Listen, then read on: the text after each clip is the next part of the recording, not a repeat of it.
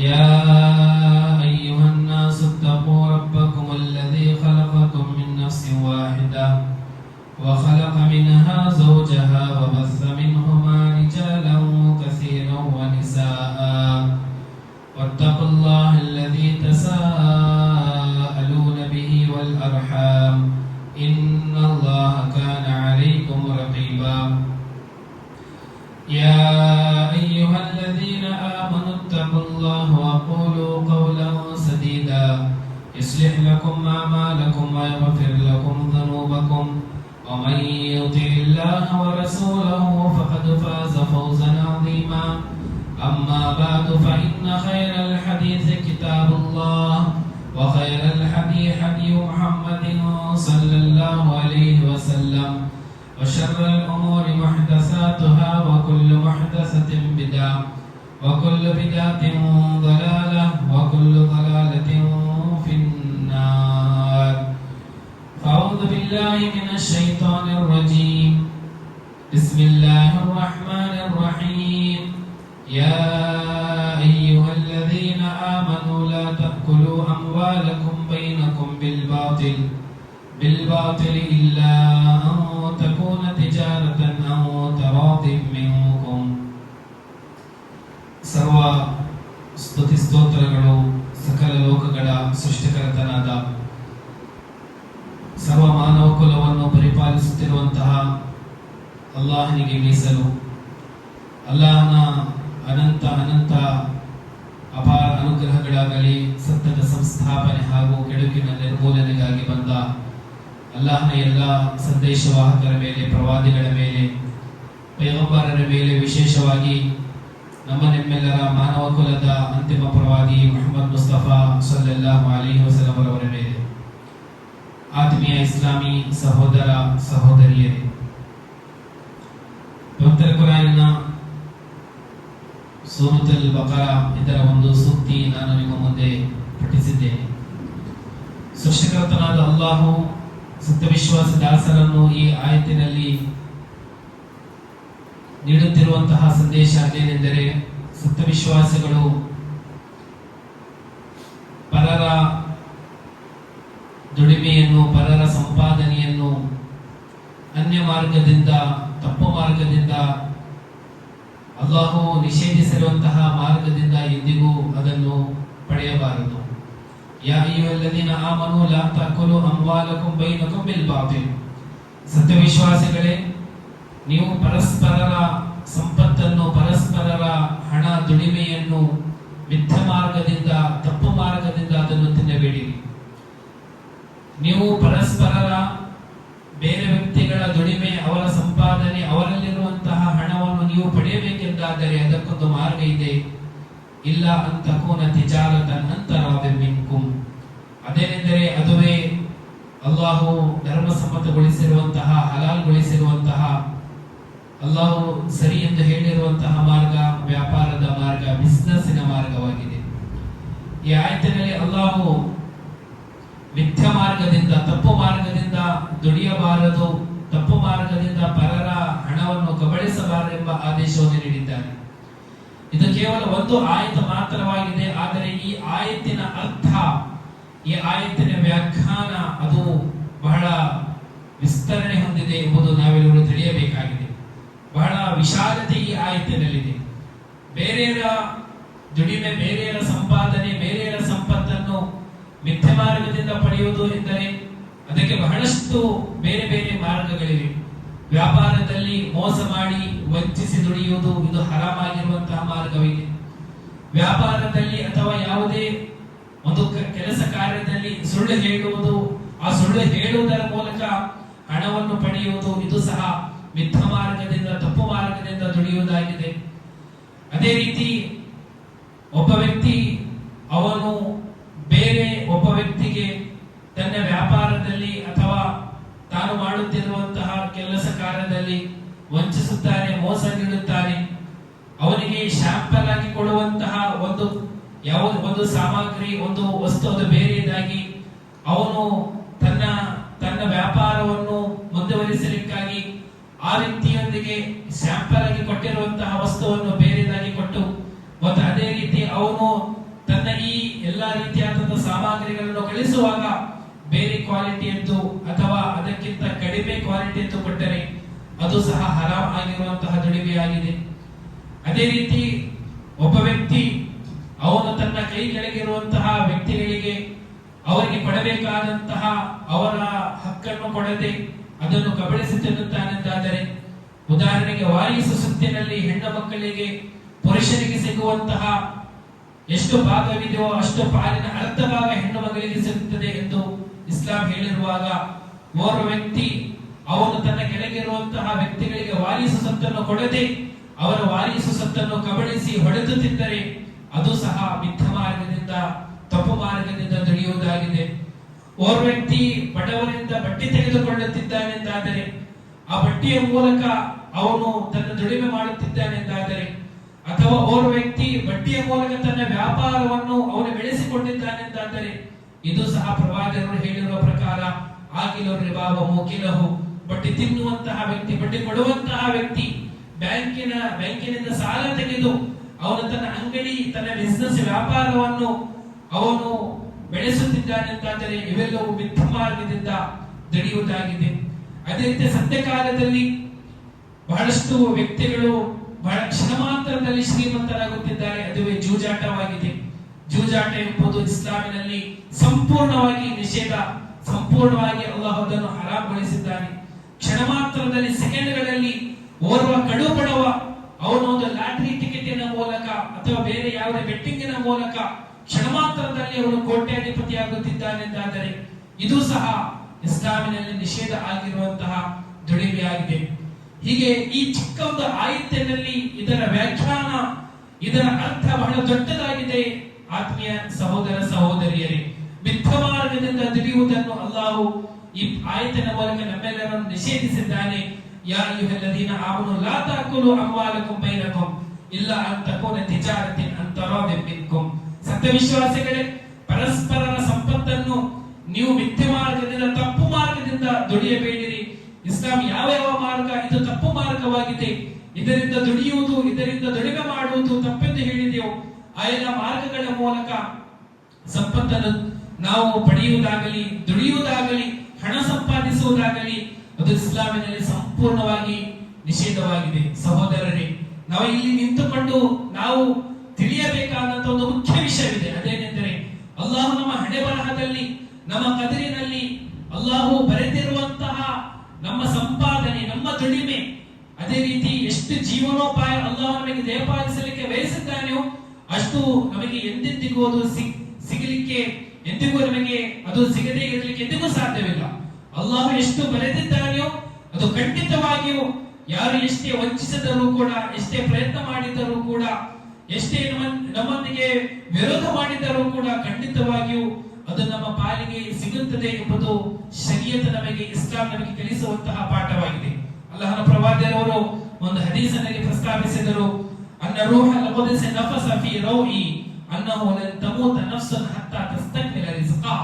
ಪ್ರವಾದಿಯವರು ಹೇಳುವಂತಹ ವಿಷಯವೇನೆಂದರೆ, ಜಿಬ್ರೈಲ್ ಅಮೀನ್ ಎಂಬ ದೇವಚರರು ನನಗೆ ಒಂದು ವಹಿ ದಿವ್ಯವಾಣಿಯನ್ನು ಮಾಡಿದ್ದಾರೆ. ಆ ದಿವ್ಯವಾಣಿ ಅದೇನೆಂದರೆ, ಅನ್ನಹು ಲನ್ ತಮೂತ ನಫ್ಸುನ್, ಈ ಜಗತ್ತಿನ ಯಾವುದೇ ಮನುಷ್ಯ ಅವನು ಮರಣ ಹೊಂದಲಿಕ್ಕೆ ಸಾಧ್ಯವಿಲ್ಲ ಎಲ್ಲಿವರೆಗೆ, ಹತ್ತಾ ತಸ್ತಕ್ಮಿಲ ರಿಜ್ಕಾ, ಅಲ್ಲಾಹು ಆ ವ್ಯಕ್ತಿಯ ವಿಧಿಯಲ್ಲಿ ಎಷ್ಟು ಜೀವನೋಪಾಯ, ಎಷ್ಟು ಆಹಾರವನ್ನು ಬರೆದಿದ್ದಾನೆಯೋ ಆ ಆಹಾರ ಅವನಿಗೆ ತಲುಪುವವರೆಗೆ ಅವನಿಗೆ ಮರಣ ಎಂದಿಗೂ ಬರಲಿಕ್ಕೆ ಸಾಧ್ಯವಿಲ್ಲ. ಯಾವ ರೀತಿ ನಮ್ಮ ಹಿಂದೆ ನಮಗೆ ನಮ್ಮ ಮರಣವು ನಮ್ಮ ಮೌತ್ ನಮಗೆ ಹಿಂಬಾಲಿಸಿ ಬರುತ್ತದೆಯೋ ಅದಕ್ಕಿಂತ ವೇಗವಾಗಿ ನಮ್ಮ ಆಹಾರ ನಮಗೆ ಹಿಂಬಾಲಿಸಿ ಬರುತ್ತದೆ.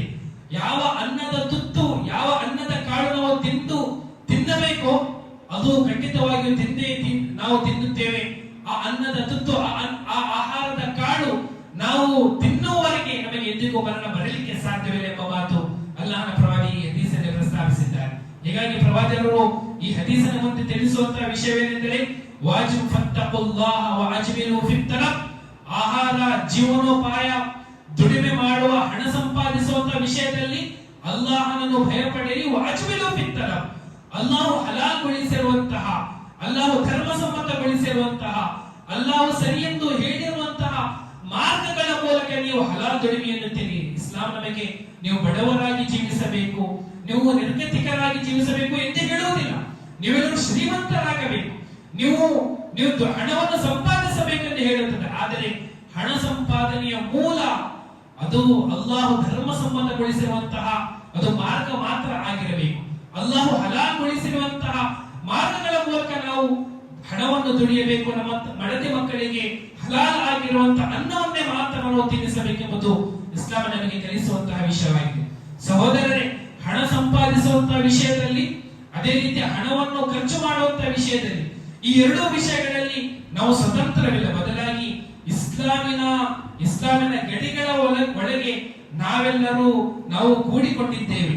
ನಾವು ಹಣ ಸಂಪಾದನೆ ಮಾಡುವಂತಹ ವಿಷಯದಲ್ಲೂ ಕೂಡ ಆ ಸಂಪಾದಿಸುವಂತಹ ಹಣವನ್ನು ಯಾವ ಮಾರ್ಗದಲ್ಲಿ ನಾವು ಖರ್ಚು ಮಾಡಬೇಕು, ವ್ಯಯಿಸಬೇಕು, ಈ ಎರಡು ವಿಷಯಗಳಲ್ಲಿ ನಮಗೆ ಷರತ್ತನ್ನು ಅನ್ವಯಿಸಲಾಗಿದೆ.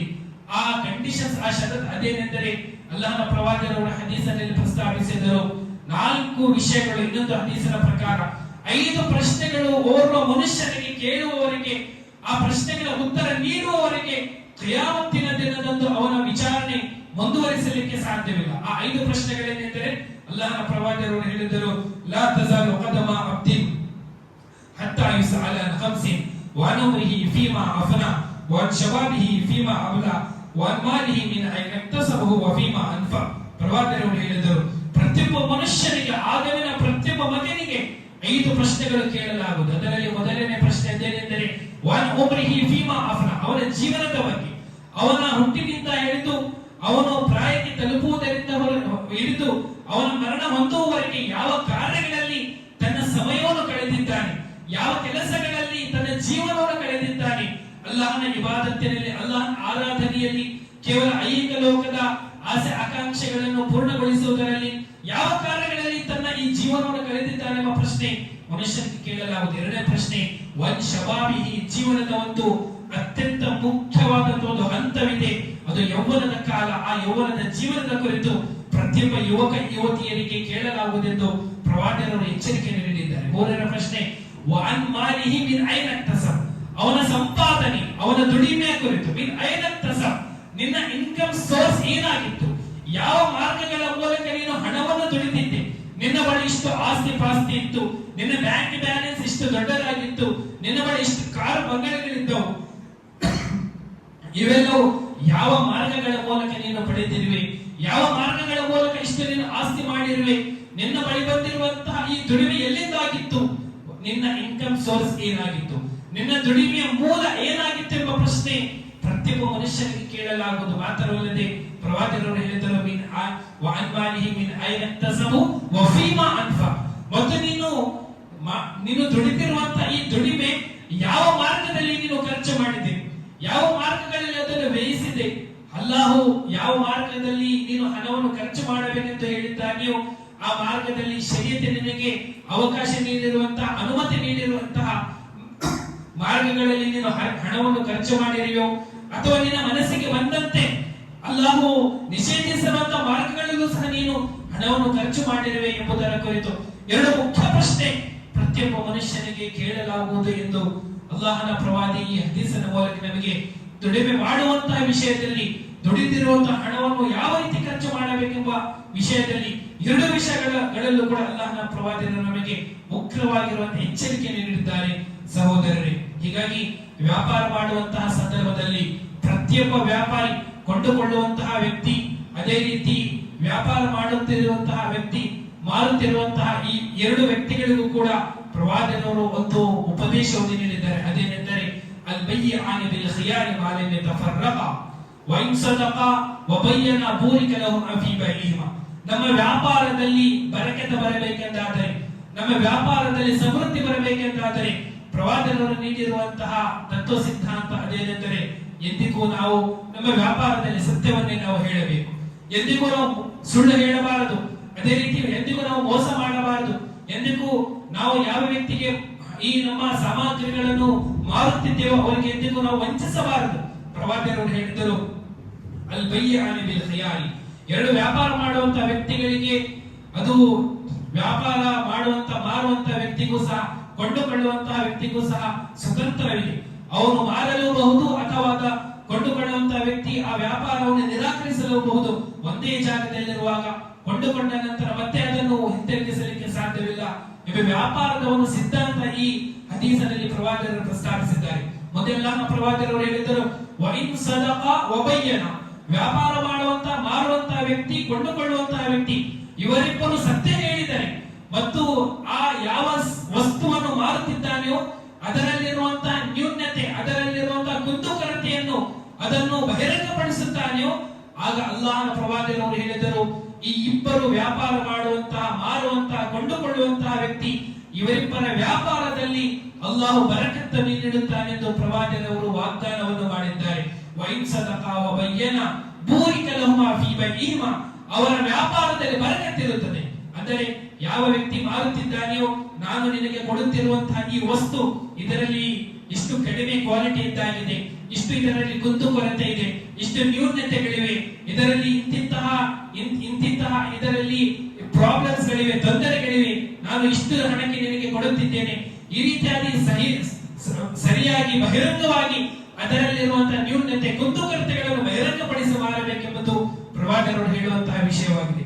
ಶಾಂಪಲ್ ಒಂದು ವಸ್ತುವನ್ನು ಕಳಿಸಿ ಅದನ್ನು ಮತ್ತೆ ಆರ್ಡರ್ ಕಳಿಸುವಾಗ ಅದರಲ್ಲಿ ಇರುವಂತಹ ಯಾವುದೇ ನ್ಯೂನತೆಗಳನ್ನು ಹೇಳಿದ ಬಹಿರಂಗಪಡಿಸದೆ ಹಾಗೆ ಕಳಿಸಿದರೆ ಅಲ್ಲಾಹನ ಪ್ರವಾದಿಗಳು ಹೇಳಿದರು, ಇದು ಮೋಸವಾಗಿದೆ. ಇಂತಹ ವ್ಯಾಪಾರದಲ್ಲಿ ಅಲ್ಲಾಹು ಬರಕತನ್ನು ಕಸಿದುಕೊಳ್ಳುತ್ತಾನೆ.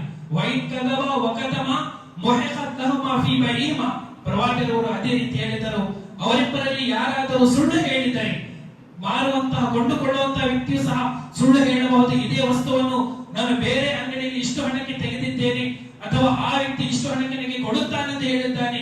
ಈ ರೀತಿಗೆ ಸುಳ್ಳು ಹೇಳಿದರೆ ಅಲ್ಲಾಹನ ಪ್ರವಾದಿಗಳು ಹೇಳಿದರು, ಮಾರುವಂತಹ ವ್ಯಕ್ತಿ ಅಥವಾ ಕೊಂಡುಕೊಳ್ಳುವಂತಹ ವ್ಯಕ್ತಿ ವ್ಯಾಪಾರದಲ್ಲಿ ಸುಳ್ಳು ಹೇಳಿದರೆ ಅವರಿಬ್ಬರ ವ್ಯಾಪಾರದಿಂದ ಅಲ್ಲಾಹು ಬರಕತ್ತನ್ನು, ಸಮೃದ್ಧಿಯನ್ನು ಸಂಪೂರ್ಣವಾಗಿ ಕಸಿದುಕೊಳ್ಳುತ್ತಾನೆ ಎಂದು ಅಲ್ಲಾಹನ ಪ್ರವಾದಿ ಹದೀಸಲ್ಲಿ ಪ್ರಸ್ತಾಪಿಸಿದ್ದಾರೆ. ಹೀಗಾಗಿ ಆತ್ಮೀಯ ಸಹೋದರರೇ, ನಾವು ದುಡಿಯುತ್ತಿರುವಂತಹ ನಮ್ಮ ದುಡಿಮೆ ಅದು ಹಲಾಲ್ ಆಗಿರಬೇಕು. ಅದು ಸಂಪೂರ್ಣವಾಗಿ ಅಲ್ಲಾಹು ಧರ್ಮಸಮ್ಮತಗೊಳಿಸಿರುವಂತಹ ಮಾರ್ಗದ ಮೂಲಕ ಮಾತ್ರ ನಾವು ಹಣವನ್ನು, ಸಂಪಾದನೆಯನ್ನು, ಸಂಪತ್ತನ್ನು ದುಡಿಯಬೇಕೆಂಬುದು ಇಸ್ಲಾಂ ನಮಗೆ ಕಲಿಸುವಂತಹ ವಿಷಯವಾಗಿದೆ. ಸಹೋದರರೇ, ಹಲಾಲ್ ದುಡಿಮೆ ಎಂಬುದು ಅದು ಕೇವಲ ಐಹಿಕ ಲೋಕಕ್ಕೆ ಮಾತ್ರ ಸೀಮಿತವಾಗಿರುವಂತಹ ವಿಷಯವಲ್ಲ. ಬದಲಾಗಿ ಹಲಾಲ್ ದುಡಿಮೆ ಅಲ್ಲಾಹು ಧರ್ಮಸಮ್ಮತಗೊಳಿಸಿರುವಂತಹ ದುಡಿಮೆ, ಅದರಿಂದ ಅದು ನಮ್ಮ ಇಬಾದತ್ತಿನ ಮೇಲೆ ಬಹಳ ದೊಡ್ಡದಾದಂತಹ ಒಂದು ಪ್ರಮಾಣವನ್ನು ಅದು ಬೀರುತ್ತದೆ ಎಂದು, ಪ್ರಭಾವವನ್ನು ಬೀರುತ್ತದೆ ಎಂದು ನಮಗೆ ಇಸ್ಲಾಂ ಕಲಿಸುತ್ತದೆ. ಹೀಗಾಗಿ ಅಲ್ಲಾಹು ಸತ್ಯ ವಿಶ್ವಾಸಿಗಳಿಗೆ ನೀಡಿರುವಂತಹ ಸಂದೇಶವೇನೆಂದರೆ, ಯಾ ಅಯ್ಯುಹಲ್ಲದೀನ ಆಮನು, ಓ ಸತ್ಯ ವಿಶ್ವಾಸಿಗಳೇ, ನೀವು ಅಲ್ಲಾಹು ಪರಿಶುದ್ಧಗೊಳಿಸಿರುವಂತಹ, ಅಲ್ಲಾಹು ನಿಮಗಾಗಿ ಧರ್ಮಸಮ್ಮತಗೊಳಿಸಿರುವಂತಹ, ಹಲಾಲ್ಗೊಳಿಸಿರುವಂತಹ, ಪರಿಶುದ್ಧವಾಗಿರುವಂತಹ, ಸ್ವಚ್ಛವಾಗಿರುವಂತಹ ಆಹಾರವನ್ನು ಮಾತ್ರ ನಾವು ತಿನ್ನಬೇಕು. ಅದೇ ರೀತಿ ಅಲ್ಲಾಹು ಸಂದೇಶವಾಹಕರ ಗುಂಪಿಗೆ, ಸಂದೇಶವಾಹಕರಿಗೆ, ಪ್ರವಾದಿಗಳಿಗೆ ಅಲ್ಲಾಹು ನೀಡಿರುವಂತಹ ಆದೇಶ ಅದೇನೆಂದರೆ, ಯಾ ಅಯ್ಯುಹರ್ ರಸೂಲ್ ಕುಲು ಮಿನತ್ ತಯ್ಯಿಬಾತಿ ವಅಮಲು ಸಾಲಿಹಾ, ಓ ಸಂದೇಶವಾಹಕರೇ, ಓ ಪ್ರವಾದಿಗಳೇ, ನೀವು ಅಲ್ಲಾಹು ನಿಮಗೆ ಹಲಾಲ್ಗೊಳಿಸಿರುವಂತಹ, ಪರಿಶುದ್ಧಗೊಳಿಸಿರುವಂತಹ ಆಹಾರವನ್ನು ಮಾತ್ರ ನೀವು ತಿನ್ನಬೇಕು. ಏಕೆಂದರೆ ಹಲಾಲ್ ಆಗಿರುವುದನ್ನು ನೀವು ತಿಂದರೆ ಆಗ ಮಾತ್ರ ನಿಮ್ಮ ದೇಹದ ಅಂಗಾಂಗಗಳಿಂದ ಸತ್ಕಾರ್ಯಗಳು, ಪುಣ್ಯ ಕಾರ್ಯಗಳು ಮಾಡಲಿಕ್ಕೆ ನಿಮಗೆ ಸಾಧ್ಯ.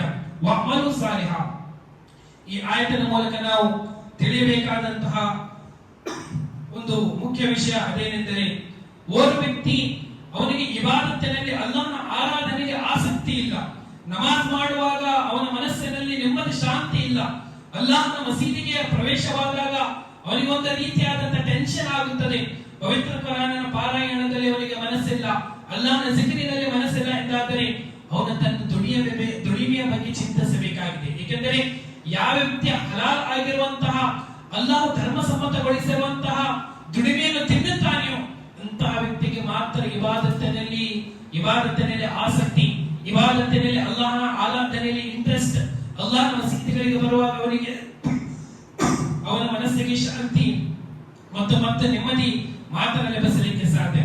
ಯಾವ ವ್ಯಕ್ತಿಗೆ ಇಬಾದತ್ತುಗಳಲ್ಲಿ, ಅಲ್ಲಾಹನ ಆರಾಧನೆಯಲ್ಲಿ, ಪವಿತ್ರ ಕುರಾನಿನ ಪಾರಾಯಣದಲ್ಲಿ, ಜ್ಞಾನಾರ್ಜನೆಯಲ್ಲಿ, ವಿದ್ಯೆ ಪಡೆಯುವಂತಹ ವಿಷಯದಲ್ಲಿ ಯಾವ ವ್ಯಕ್ತಿಗೆ ಆಸಕ್ತಿ ಇಲ್ಲವೋ ಅಂತಹ ವ್ಯಕ್ತಿ ಅವನು ಹರಾಮ್ ಮಾರ್ಗದಿಂದ ದುಡಿಯುತ್ತಿದ್ದಾನೆ ಎಂಬುದು ಒಂದು ಸಂದೇಹದ, ಒಂದು ಸಂಶಯದ ವಿಷಯವಾಗಿದೆ. ತನ್ನ ದುಡಿಮೆಯ ಬಗ್ಗೆ ಆ ವ್ಯಕ್ತಿ ವಿಚಾರಿಸಿಕೊಳ್ಳಬೇಕಾಗಿದೆ. ಯಾವ ಮಾರ್ಗದಿಂದ ನಾನು ದುಡಿಯುತ್ತಿದ್ದೇನೆ, ನನ್ನ ದುಡಿಮೆಯಲ್ಲಿ ಒಂದಂಶ ಏನಾದರೂ ಹರಾಮ್, ಅದು ಆ ನನ್ನ ದುಡಿಮೆಯಲ್ಲಿ ಒಂದು ಅಂಶ ಏನಾದರೂ ಹರಾಮಿನ ದುಡಿಮೆ ಇದೆ ಎಂಬುದನ್ನು ಚಿಂತಿಸಬೇಕಾಗಿದೆ. ಏಕೆಂದರೆ ಅಲ್ಲಾಹ್ ಈ ಆಯತಿನ ಮೂಲಕ ನೀಡುವಂತಹ ಸಂದೇಶವೇನೆಂದರೆ, ಈ ಜಗತ್ತಿನ ಅತ್ಯಂತ ಪರಿಶುದ್ಧವಾಗಿರುವಂತಹ ಅತ್ಯಂತ ಸಜ್ಜನರಾಗಿರುವಂತಹ ಗುಂಪಿನವರು ಅವರು ಸಂದೇಶವಾಹಕರು, ಪ್ರವಾದಿಗಳಾಗಿದ್ದಾರೆ. ಅಲ್ಲಾಹ್ ಪ್ರವಾದಿಗಳಿಗೆ ಈ ಆದೇಶ ನೀಡುವಾಗ, ಪ್ರವಾದಿಗಳೇ ನೀವು ಹಲಾಲ್ ಆಗಿರುವುದನ್ನು ತಿಂದಿರಿ ಎಂದು ಪ್ರವಾದಿಗಳಿಗೆ ಅಲ್ಲಾಹ್ ಹೇಳುವಾಗ, ಅದಕ್ಕಿಂತ ಮೇಲ್ಪಟ್ಟು ನಾವು ಈ ಆದೇಶವನ್ನು ಪಾಲಿಸಬೇಕಾಗಿದೆ. ನಾವೆಲ್ಲರೂ ಹಲಾಲ್ ಆಗಿರುವಂತಹ ದುಡಿಮೆಯಿಂದ ಮಾತ್ರ ನಾವು ಆಹಾರವನ್ನು ಸೇವಿಸಿದರೆ ಮಾತ್ರ ನಮ್ಮ ಜೀವನದಲ್ಲಿ ನೆಮ್ಮದಿ ಮತ್ತು ಶಾಂತಿ, ಇಬಾದತ್ಗಳಲ್ಲಿ ಆಸಕ್ತಿ ನಮಗೆ ಬರಲಿಕ್ಕೆ ಸಾಧ್ಯ. ಇಲ್ಲವೆಂದಾದರೆ ಓರ್ವ ವ್ಯಕ್ತಿಯ ಜೀವನದಲ್ಲಿ ನೆಮ್ಮದಿ ಮತ್ತು ಶಾಂತಿ ಹರಾಮಿನ ಮಾರ್ಗದಿಂದ ಅದು ಹಾಳಾಗುತ್ತದೆ ಎಂಬುದು ಈ ಆಯತಿನ ಅರ್ಥವಾಗಿದೆ. ಆತ್ಮೀಯ ಸಹೋದರ ಸಹೋದರಿಯರೇ, ಇಸ್ಲಾಂ ನಮಗೆ ಕಲಿಸುವಂತಹ ಮುಖ್ಯ ಒಂದು ಸಂದೇಶ ಅದೇನೆಂದರೆ, ನಮ್ಮ ಇಬಾದತ್, ನಮ್ಮ ಆರಾಧನೆ ಅಲ್ಲಾಹನ ಬಳಿ ಸ್ವೀಕರಿಸಬೇಕೆಂದಾದರೆ ಓರ್ವ ವ್ಯಕ್ತಿ ಹಲಾಲ್ ಆಗಿರುವಂತಹ ಮಾತ್ರ ದುಡಿಮೆಯನ್ನು ದುಡಿಯಬೇಕಾಗಿದೆ.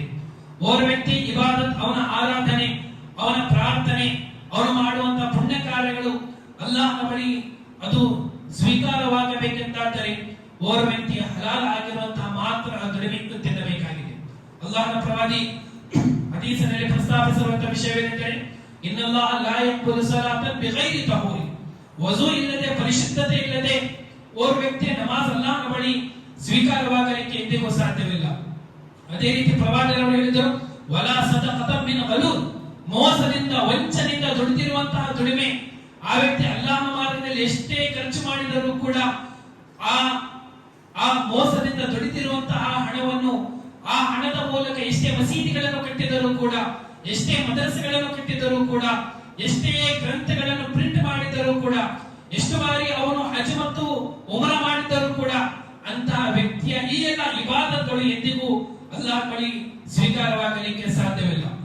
ಅಲ್ಲಾಹ್ ಪ್ರವಾದಿ ಹದೀಸಲ್ಲಿ ಪ್ರಸ್ತಾಪಿಸಿರುವಂತಹ ವಿಷಯವೇನೆಂದರೆ, 3 ವ್ಯಕ್ತಿಗಳ ಪ್ರಾರ್ಥನೆ ಅಲ್ಲಾಹ್ ಖಂಡಿತವಾಗಿ ಸ್ವೀಕರಿಸುತ್ತಾನೆ. ಅದರಲ್ಲಿ ಓರ್ವ ವ್ಯಕ್ತಿ ಪ್ರಯಾಣಿಕನಾಗಿದ್ದಾನೆ. ಪ್ರಯಾಣ ಮಾಡುವಾಗ, ಟ್ರಾವೆಲ್ ಮಾಡುವಾಗ ಓರ್ವ ವ್ಯಕ್ತಿ ಪ್ರಾರ್ಥನೆ ಮಾಡಿದರೆ ಆ ವ್ಯಕ್ತಿಯ ಪ್ರಾರ್ಥನೆ ಸ್ವೀಕಾರವಾಗುತ್ತದೆ ಎಂದು ಅಲ್ಲಾಹನ ಪ್ರವಾದಿಯವರ ಹದೀಸಲ್ಲಿ ಪ್ರಸ್ತಾಪಿಸಿದ್ದಾರೆ.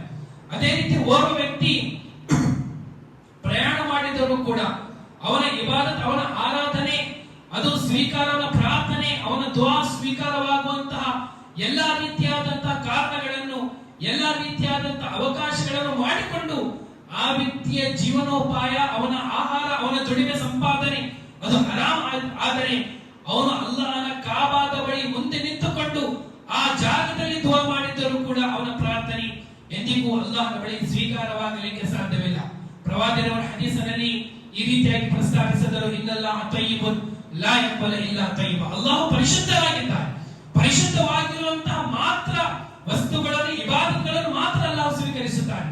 ಓರ್ವ ವ್ಯಕ್ತಿ ಮೋಸದಲ್ಲಿ, ಅವನ ವ್ಯಾಪಾರದಲ್ಲಿ ಮೋಸ ಮಾಡಿ, ಬೇರೆ ಬೇರೆ ವ್ಯಾಪಾರಸ್ಥರಿಗೆ ಮೋಸ ಮಾಡಿ ವಂಚಿಸಿ ಆ ಹಣವನ್ನು, ಆ ಸಂಪಾದನೆಯನ್ನು ಬಡವರಲ್ಲಿ ಅವನು ಹಂಚಿದರೆ, ಬಡವರಿಗೆ ಸದಕಾ ಮಾಡಿದರೆ, ಬಡವರಿಗಾಗಿ, ಸಮಾಜದ ನಿರ್ಗತಿಕರಿಗೆ, ಅನಾಥ ವ್ಯಕ್ತಿಗಳಿಗೆ ಅವನು ಖರ್ಚು ಮಾಡಿದರೆ, ಇಸ್ಲಾಂ ಹೇಳುವುದೇನೆಂದರೆ, ಇಂತಹ ದುಡಿಮೆಯಿಂದ ದುಡಿದಿರುವಂತಹ ಸಂಪತ್ತು ಅದು ಅಲ್ಲಾಹ್ ಎಂದಿಗೂ ಸ್ವೀಕರಿಸುವುದಿಲ್ಲ. ಅಲ್ಲಾಹ್ ಪರಿಶುದ್ಧನಾಗಿದ್ದಾನೆ. ಪರಿಶುದ್ಧವಾಗಿರುವಂತಹ ಮಾರ್ಗದಿಂದ ನಾವು ದುಡಿದು ಅದನ್ನು ಅಲ್ಲಾಹನ ಮಾರ್ಗದಲ್ಲಿ ಖರ್ಚು ಮಾಡಿದರೆ ಮಾತ್ರ ಅದು ಅಂತಹ ಸಂಪತ್ತನ್ನು ಮಾತ್ರ ಅಲ್ಲಾಹ್ ಸ್ವೀಕರಿಸುತ್ತಾನೆಂದು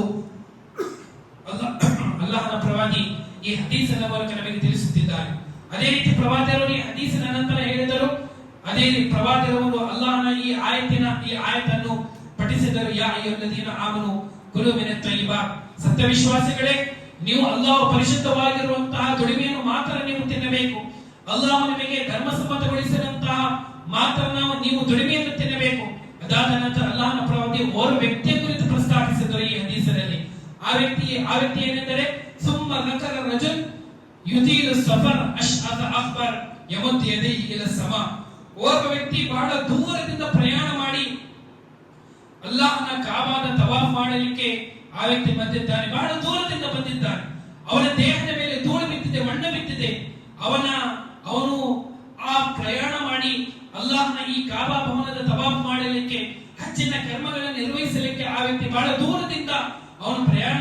ಮಾಡುತ್ತಿದ್ದಾನೆ. ಅಲ್ಲಾಹನ ಪ್ರವಾದಿಯವರು ಹೇಳಿದ್ದರು, ಅವನ ದೇಹದ ಮೇಲೆ ಮಣ್ಣು ಬಿದ್ದಿದೆ, ಧೂಳು ಬಿದ್ದಿದೆ, ಪ್ರಾರ್ಥನೆ ಸ್ವೀಕಾರವಾಗುವಂತ ಎಲ್ಲಾ ರೀತಿಯಾದಂತಹ ಕಾರ್ಯಗಳನ್ನು ಆ ವ್ಯಕ್ತಿ ಮಾಡಿದ್ದಾನೆ. ತನ್ನ ಎರಡು ಕೈಗಳನ್ನು ಆಕಾಶದ ಮೇಲೆತ್ತಿ ಯುಜೀಲು ಸಫರ್ ಅಶ್ಅದ್ ಅಕ್ಬರ್ ಯಮುದ್ದು ಯದೈಹಿ ಇಲಾ ಸಮಾಇ ಯಖೂಲು ಯಾ ರಬ್ ಯಾ ರಬ್, ಓ ಅಲ್ಲಾಹ್ವೇ, ನನ್ನ ಈ ಹಜ್ಜಿನ ಪ್ರಯಾಣವನ್ನು ನೀನು ಸ್ವೀಕರಿಸಿಕೋ, ನನ್ನ ಈ ಇಬಾದತ್ತನ್ನು, ಈ ಆರಾಧನೆ ನೀನು ಸ್ವೀಕರಿಸಿಕೋ, ನನಗೆ ಕಿಯಾಮತ್ತಿನ ದಿನದಂದು ಇದರ ಸರಿಯಾದಂತಹ ಪ್ರತಿಫಲವನ್ನು ನೀನು ಎಂದು ಅಲ್ಲಾಹನೊಡನೆ ಪ್ರಾರ್ಥನೆ ಮಾಡುವಾಗ, ನನ್ನ ಜೀವನದಲ್ಲಿ ಬಹಳಷ್ಟು ಕಷ್ಟಗಳಿವೆ, ಬಹಳಷ್ಟು ತೊಂದರೆಗಳಿವೆ, ಆ ಎಲ್ಲ ತೊಂದರೆಗಳನ್ನು ನೀನು ದೂರ ಮಾಡು ಎಂದು ಅಲ್ಲಾಹನೊಡನೆ ಪ್ರಾರ್ಥನೆ ಮಾಡುವಾಗ ಅಲ್ಲಾಹ್ ಆ ವ್ಯಕ್ತಿಗೆ ನೀಡುವಂತಹ ಉತ್ತರ ಅದೇನೆಂದರೆ, ಪ್ರವಾದಿಯವರು ಹೇಳಿದರು, ವಮಾಕಲಹು ಹರಾಮ್ ವಮಶ್ರಬಹು ಹರಾಮ್ ವಮಲ್ಬಸಹು ಹರಾಮ್ ವಹುಸ್ಸಿಯ ಬಿಲ್ ಹರಾಮ್ ಅನ್ನಾ ಯುಸ್ತಜಾಬು ಲಿಜಾಲಿಕ್. ಪ್ರವಾದಿಯವರು ಹೇಳಿದರು, ಈ ವ್ಯಕ್ತಿ ಇಷ್ಟು ದೂರದಿಂದ ಪ್ರಯಾಣ ಮಾಡಿ ಬಂದಾಗ ಅಲ್ಲಾಹನೊಡನೆ ಪ್ರಾರ್ಥನೆ ಮಾಡುತ್ತಿದ್ದಾನೆ. ಅಲ್ಲಾಹು ಆ ವ್ಯಕ್ತಿಗೆ ನೀಡುವಂತಹ ಉತ್ತರವೇನೆಂದರೆ, ಈ ವ್ಯಕ್ತಿಯ ಆಹಾರ ಅದು ಹರಾಮಿನಿಂದ ಕೂಡಿದೆ, ಈ ವ್ಯಕ್ತಿಯ ದುಡಿಮೆ ಅದು ಹರಾಮಿನಿಂದ ಕೂಡಿದೆ, ವಮಶ್ರಬಹು ಹರಾಮ್, ಅವನು ಕುಡಿಯುವಂತಹ ನೀರು ಅದು ಹರಾಮಿನಿಂದ ಕೂಡಿದೆ. ಮಾತ್ರವಲ್ಲದೆ ಅವನು ತನ್ನ ದೇಹದ ಮೇಲೆ ಹಾಕಿರುವಂತಹ ಬಟ್ಟೆಯೂ ಸಹ, ಅವನ ವಸ್ತ್ರವೂ ಸಹ ಅದು ಹರಾಮಿನಿಂದ ಕೂಡಿದೆ. ಉಜ್ಜಿಯ ಬಿಲ್ ಹರಾಮ್, ತಲೆಯಿಂದ ಅವನ ಪಾದದ ಕಡೆವರೆಗೂ ಸಹ ಅವನು ಹರಾಮಿನಲ್ಲಿ ಮುಳುಗಿದ್ದಾನೆ. ಅನ್ನಾ ಯುಸ್ತಜಾಬು ಲಿಜಾಲಿಕ್. ಆ ವ್ಯಕ್ತಿಯ ಪ್ರಾರ್ಥನೆ, ಆ ವ್ಯಕ್ತಿಯ ಈ ಇಬಾದತ್, ಆ ವ್ಯಕ್ತಿ ಈ ಹಜ್ಜಿನ ಪ್ರಯಾಣ ಯಾವ ರೀತಿ ಸ್ವೀಕಾರವಾಗಲಿಕ್ಕೆ ಸಾಧ್ಯ ಎಂದು ಅಲ್ಲಾಹನ ಪ್ರವಾದಿ ಈ ಹರಾಮಿನಿಂದ ದುಡಿದಿರುವಂತಹ ವ್ಯಕ್ತಿಯ ಹಜ್ಜಿನ ಕುರಿತು ಪ್ರವಾದಿಯವರು ಪ್ರಸ್ತಾಪಿಸಿದರು. ಸಹೋದರರೇ, ನಾವೆಲ್ಲರೂ ನಮ್ಮ ಜೀವನದಲ್ಲಿ ನಾವು ಯಾವ ವ್ಯಕ್ತಿಗೆ ಮೋಸ ಮಾಡಿದ್ದೇವೆ, ಅಥವಾ ನಮ್ಮ ದುಡಿಮೆ, ನಮ್ಮ ಇನ್ಕಮ್ ಸೋರ್ಸ್ ಏನಾಗಿದೆ, ನಾವು ನಮ್ಮ ಮಡದಿ ಮಕ್ಕಳಿಗೆ ಯಾವ ಆಹಾರವನ್ನು ತಿನ್ನಿಸುತ್ತಿದ್ದೇವೆ ಎಂಬುದನ್ನು ನಾವೆಲ್ಲರೂ ವಿಚಾರಿಸಿಕೊಳ್ಳಬೇಕಾಗಿದೆ. ಓರ್ವ ಸಹಾಬಿ ಸಾದ್ ರದಿಯಲ್ಲಾಹು ಅನ್ಹು, ಓರ್ವ ಇಂತಹ ಸಹಾಬಿ, ಅವರ ಕುರಿತು ಪ್ರಸ್ತಾಪಿಸಲಾಗಿರುವಂತಹ ವಿಷಯವೇನೆಂದರೆ, ಸಾದ್ ರದಿಯಲ್ಲಾಹು ಅನ್ಹು ಅಲ್ಲಾಹನೊಡನೆ ಯಾವುದೇ ಪ್ರಾರ್ಥನೆ ಮಾಡಿದರೂ ಕೂಡ ಆ ಪ್ರಾರ್ಥನೆ ಎಂದಿಗೂ ರದ್ದಾಗಲಿಕ್ಕೆ ಎಂದಿಗೂ ಸಾಧ್ಯವಿಲ್ಲ.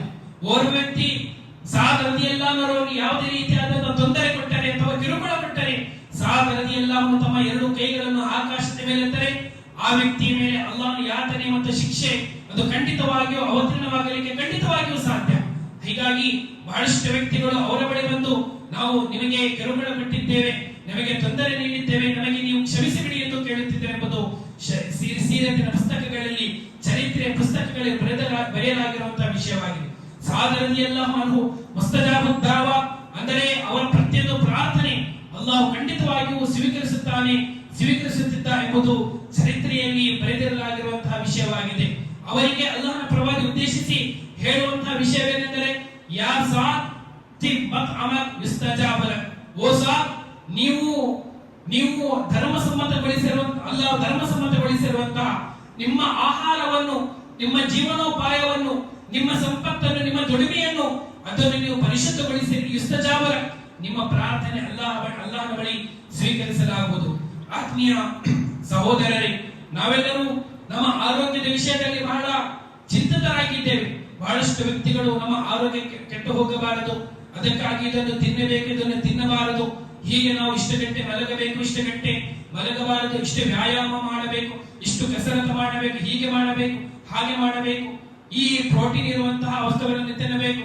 ಸಹೋದರರೇ, ಓರ್ವ ವ್ಯಕ್ತಿಯ ಆರೋಗ್ಯ ಅದು ಹಲಾಲ್ ದುಡಿಮೆಯಲ್ಲಿ ಕೂಡಿದೆ. ಓರ್ವ ವ್ಯಕ್ತಿ ತನ್ನ ಆರೋಗ್ಯವನ್ನು ಅದು ಸರಿಯಾಗಿ ಇರಿಸಿಕೊಳ್ಳಬೇಕೆಂದಾದರೆ ಖಂಡಿತವಾಗಿಯೂ ಅವನು ಹಲಾಲ್ ಆಗಿರುವಂತಹ ದುಡಿಮೆಯನ್ನು ತಿನ್ನಬೇಕು. ಓರ್ವ ವ್ಯಕ್ತಿ ಅವನಿಗೆ ಹಲವಾರು ರೋಗಗಳಿಂದ, ಹಲವಾರು ಕಾಯಿಲೆಗಳಿಂದ ಅವನು ದೂರವಾಗಬೇಕೆಂದಾದರೆ ಖಂಡಿತವಾಗಿಯೂ ಅವನು ಹರಾಮ್ ಆಗಿರುವಂತಹ ದುಡಿಮೆಯಿಂದ ತನ್ನನ್ನು ಪರಿಶುದ್ಧಗೊಳಿಸಬೇಕು. ಆಗ ಮಾತ್ರ ಅವನಿಗೆ ಆರೋಗ್ಯ, ದೇಹದ ಆರೋಗ್ಯ, ಅವನ ಆತ್ಮದ ಆರೋಗ್ಯ ಅದು ಸರಿ ಹೋಗಲಿಕ್ಕೆ ಸಾಧ್ಯ. ಹರಾಮ್ ದುಡಿಮೆಯಿಂದ ಮೊಟ್ಟ ಮೊದಲದಾಗಿ ಮನುಷ್ಯನ ಆತ್ಮ, ಮನುಷ್ಯನ ಮನಸ್ಸು ಕೆಟ್ಟು ಹೋಗುತ್ತದೆ.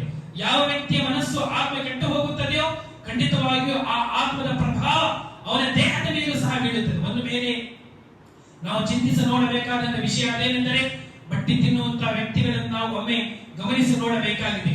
ಬಟ್ಟಿ ತಿನ್ನುವಂತಹ ವ್ಯಕ್ತಿಗಳು ಎಲ್ಲಾ ರೀತಿಯಾದಂತಹ ದೊಡ್ಡ ದೊಡ್ಡ ರೋಗಗಳು ಅವರ ಜೀವನದಲ್ಲಿವೆ.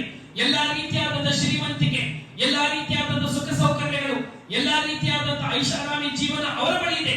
ಆದರೆ ತಿನ್ನಲಿಕ್ಕೆ ಅವರ ಬಳಿ ಬಾಯಿ ಇಲ್ಲ.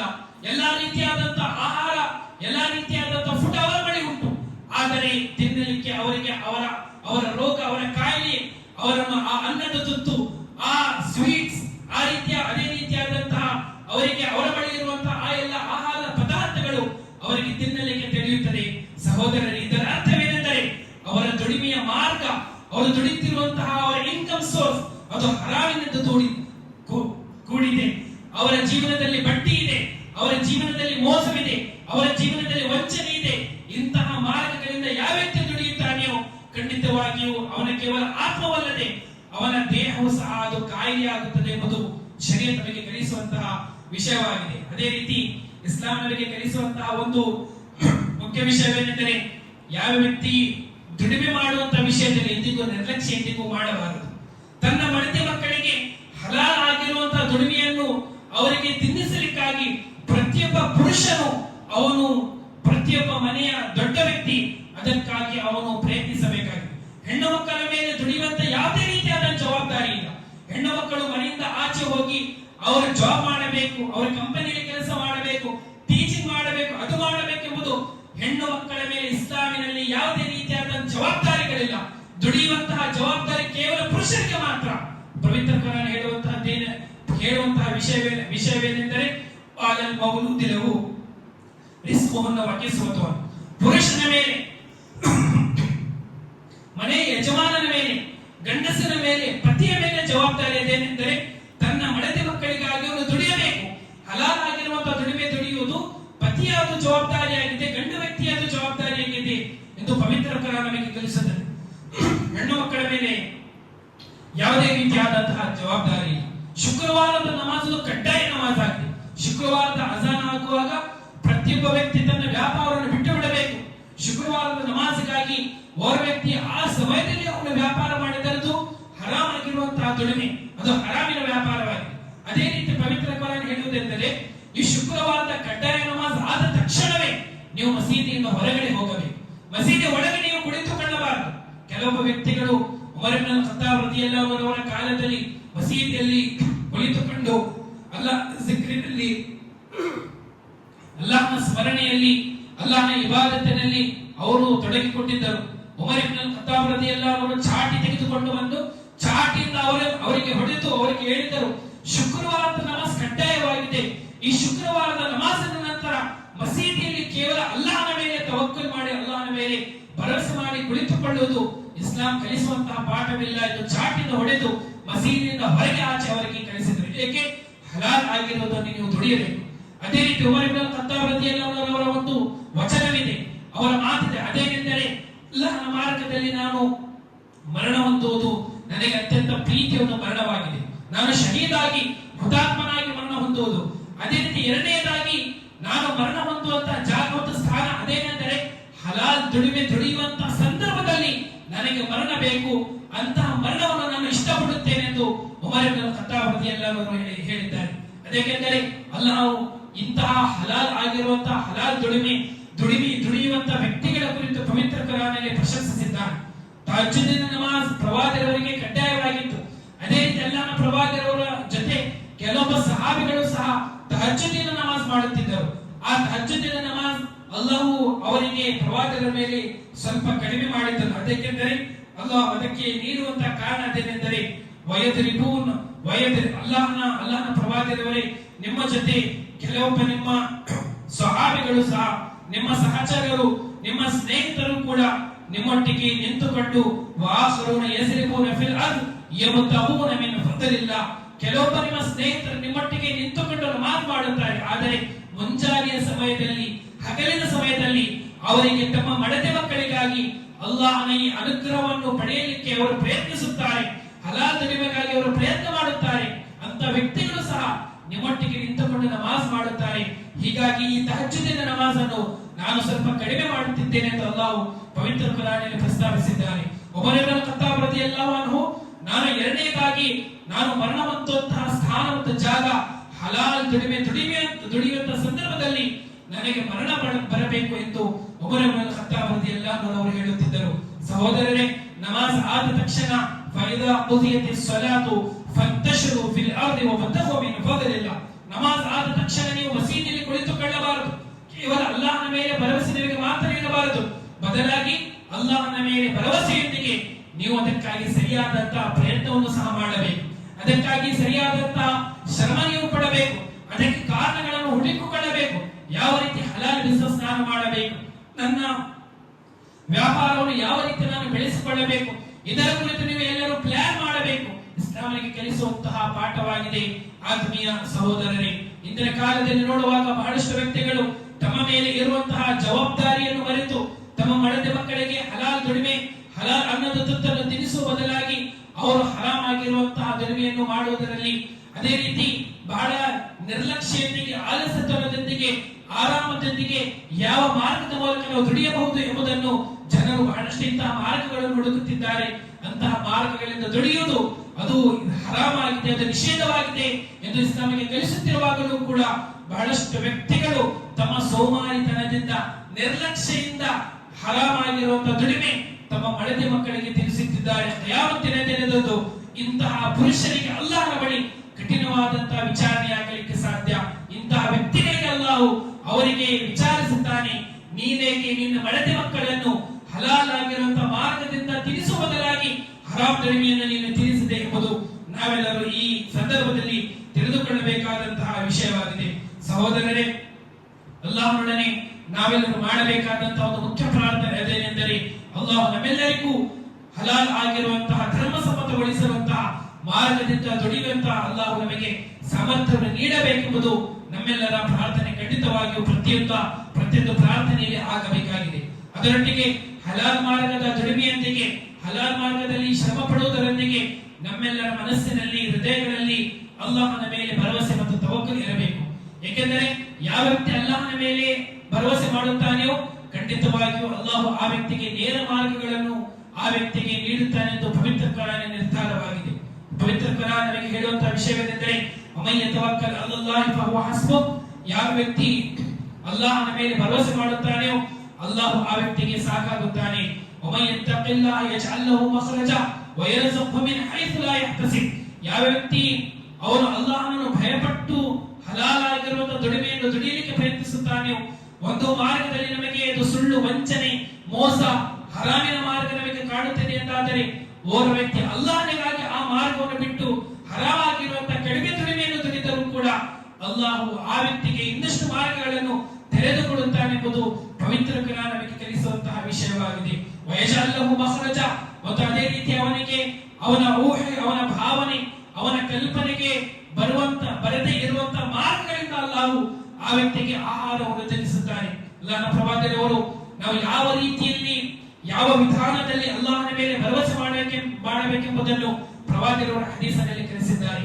ಅದೇನೆಂದರೆ, ಪ್ರವಾದಿಯವರು ಹೇಳಿದರು, ಬೆಳಗಿನ ಮುಂಜಾನೆಯ ಸಮಯದಲ್ಲಿ ಪಕ್ಷಿಗಳು ತಮ್ಮ ಗೂಡಿನಿಂದ ಹೊರಗಡೆ ಬಂದು ಎಷ್ಟು ಅಲ್ಲಾಹನ ಮೇಲೆ ಭರವಸೆ ಮಾಡಿ, ತವಕ್ಕಲ್ ಮಾಡಿ ಅವರು ಆಹಾರವನ್ನು ಹುಡುಕಲಿಕ್ಕೆ ಯಾವ ಹೊಲಗದ್ದೆಗಳಲ್ಲಿ ಹೋಗಿ ಸಾಯಂಕಾಲ ಬರುವಾಗ ಹೊಟ್ಟೆ ತುಂಬಿ ಬರುತ್ತವೆಯೋ, ಆ ಪಕ್ಷಿಗಳ ಮನಸ್ಸಿನಲ್ಲಿ ಎಷ್ಟು ಅಲ್ಲಾಹನ ಮೇಲೆ ಭರವಸೆ ಇದೆಯೋ, ಓ ಮನುಷ್ಯ ವರ್ಗದವರೇ, ಅಷ್ಟೇ ಪ್ರಮಾಣದಲ್ಲಿ ನೀವೇನಾದರೂ ಅಲ್ಲಾಹನ ಮೇಲೆ ಭರವಸೆ ಮಾಡಿದರೆ ಖಂಡಿತವಾಗಿಯೂ ಅಲ್ಲಾಹ್ ನಿಮಗೆ ಆಹಾರ ಒದಗಿಸಲಿಕ್ಕೆ ಸಾಧ್ಯ.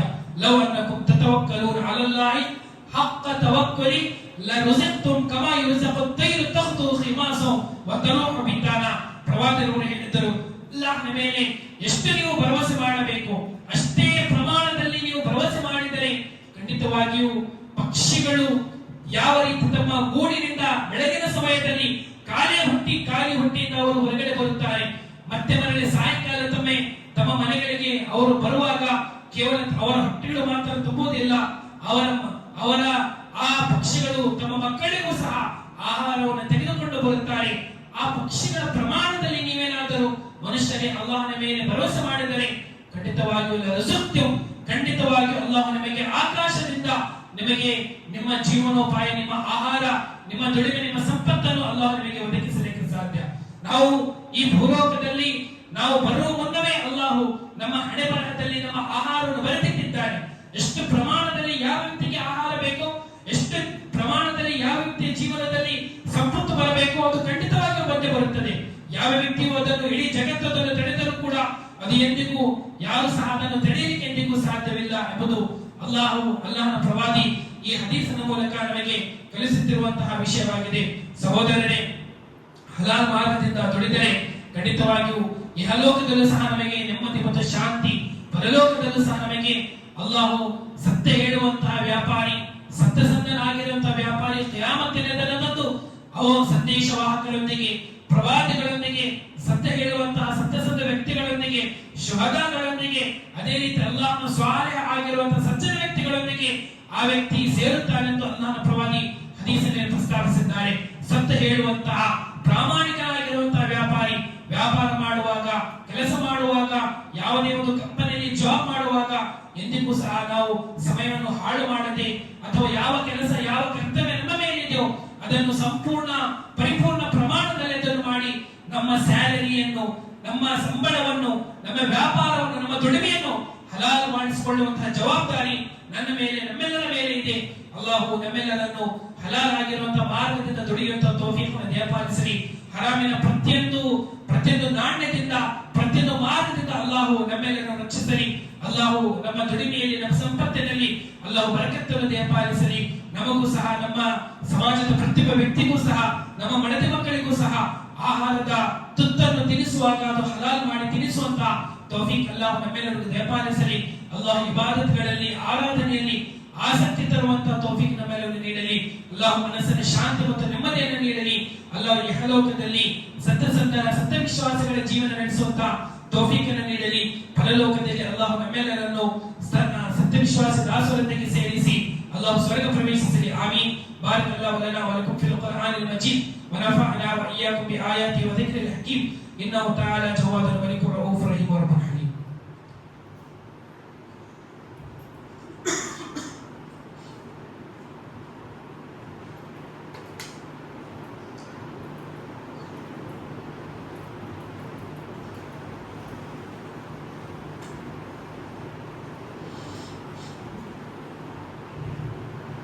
إن الحمد لله نحمده ونستعينه ونستغفره ونؤمن به ونتوكل عليه ونعوذ بالله من شرور أنفسنا ومن سيئات أعمالنا. من يهده الله فلا مضل له ومن يضلل فلا هادي له. وأشهد أن لا إله إلا الله وأشهد أن محمدا عبده ورسوله وأرسله بالحق بشيرا ونذيرا وداعيا إلى الله بإذنه وسراجا منيرا. أما بعد،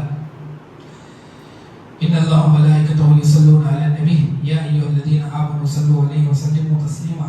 اللهم صل على محمد وعلى ال محمد كما صليت على ابراهيم وعلى ال ابراهيم انك حميد مجيد. اللهم بارك على محمد وعلى ال محمد كما باركت على ابراهيم وعلى ال ابراهيم انك حميد مجيد.